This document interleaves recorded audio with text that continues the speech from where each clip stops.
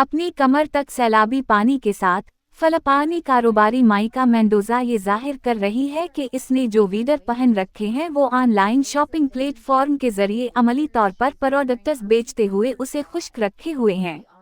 अपनी कमर तक सैलाब के पानी के साथ माइका मेंडोजा ये जाहिर करती है कि इसने जो वीटर पहन रखे हैं वो किस तरह उसे खुश्क रखे हुए हैं। शुमाली फिलिपाइन में एक कारोबारी शख्स ऑनलाइन शॉपिंग प्लेटफॉर्म के जरिए अमली तौर पर मसनूआत फरोख्त करती है। मेंडोजा ने कहा, जिंदगियों को याद रखें, मैं सैलाब में खड़े होकर 20-20 से फरोख्त कर रही हूं और मैं कुछ पैसा कमाने के लिए यही करती हूं। मेंडोजा की मुनफरिद हिकमत अमली ने उसे टिकटॉक पर 32,000 से ज्यादा की मुस्तकिल पैरवी हासिल की है। नीचे हाथ वाले सूबे में इसका घर टाइफून और मॉनसून के मौसमों में सैलाब का शिकार है।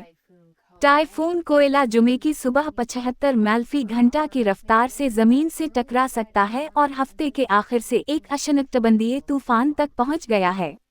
ये है रेडियो जीवे पाकिस्तान डिजिटल।